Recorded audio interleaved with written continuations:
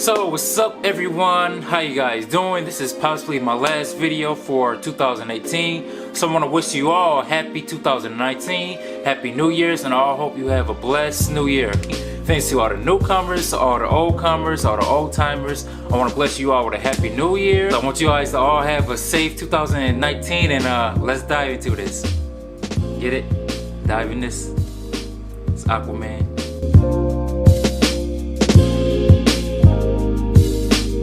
So following the new year, I went out to see the new movie from DC, Aquaman.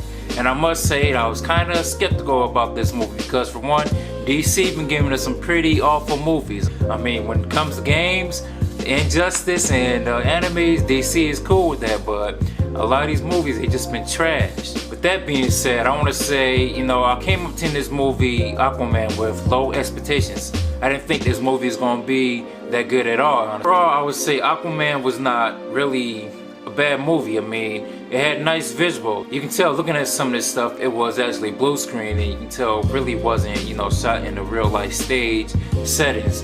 I mean, overall, I think some of the stuff was looking nice. I mean, for one, you're in the ocean, you can't record too much stuff that's looking actual ocean, but it was a little bit too much CGI for it to really capture a lot of essence. Not saying it was bad at all, but it was just like a lot of CGI into this movie. The opening scene was like, alright, they put it right out you. It was action straight off the bat, which I kind of liked that because it showed there's going to be an interesting movie. I mean, if we came to see superheroes, most of us want to see action.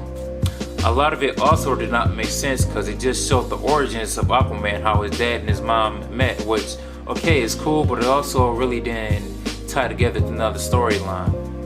It's showing this father-son connection, this how his mother was taken away, but it's really pointless. When it comes to the storyline, too much people really want to care about too much about that. It showed hints of how Aquaman was known throughout the world in social media as this vigilante, someone who was saving, but in essence, it really didn't show him as this Aquaman, this vigilante, someone saving the world, but talked about it, but they didn't show much about it. You had to watch the previous videos to really get that he was doing this stuff before. When I first heard they was making an Aquaman movie, I was kind of skeptical because Aquaman is not the most strongest character. I mean, it's someone that people make fun of on a regular basis. The living room hasn't been vacuumed in weeks, and Hey, Waterman, I was busy. Realigning the planets or something. But you drew vacuuming out of the job jar, and everyone else... Hey, who's gonna save Earth from a giant meteor while Superman's vacuuming? You? I don't think so.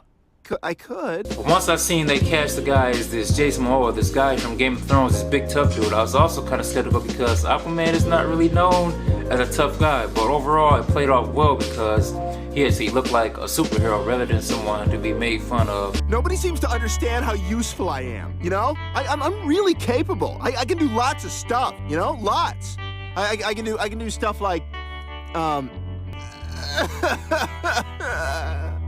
I think some of the scenes were a little over the top because Aquaman, I mean, he was almost invincible. He was strong, had steel-proof skin, which I don't remember Aquaman being like this. In the parts they had Black Manta, and even throughout the movie, I think Black Manta was a little bit too weak, which I understand they might try to play him off for future movies, but overall, Black Manta he was just too weak. And this is one of Aquaman's, characters. This is one of his villains, one of his foes, one of his main foes. And the way they incorporated Ocean Master, I think that was a good little villain for them, especially starting off. Because honestly, as someone who knows a little bit about comics, I forgot all about Ocean Master. For some reason, he just did not cross my mind. And so I seen his often, I was like, oh yeah, it's that dude.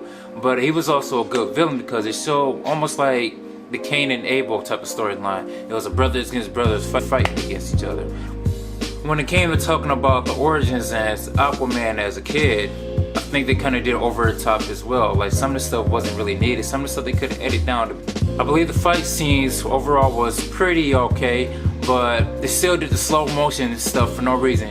If you guys watch Wonder Woman, like they did a lot of slow motion stuff for no reason, and I believe this is almost like a typical thing with DC. They're slowing things down to make them look cool, but some things don't need to be slowed down to look cool.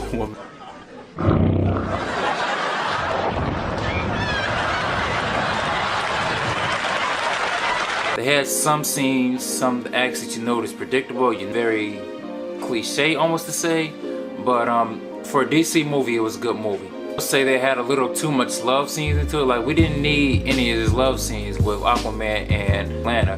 It came off as very awkward. It's like, did he really want her? Did she really want him? Or did she just want someone to be with because of the throne? Some parts that I did like is that they showed the tribes of Atlantis. But they didn't show much of it, but they did touch on a little bit, showing this was like a different world. It kind of seemed almost like Black Panther-ish, just like this is different tribes, different areas of an unknown land that could be very much in real life. I don't think this movie is saving DC, but it's also helped them a little bit more. They had more movies like this than movies like the Justice League or movies like Batman vs Superman when it flopped as well. I mean, it was good movie for Aquaman because he's not the best, strongest character, but if you want to see a good little action comic book movie before the Avengers Endgame come out, this would be a good movie to watch. It's not terribly bad, it's not overly top good. It's a good little movie to tide you over until the next superhero movie come out. It had nice little visuals, but it was overshadowed somewhat with CGI.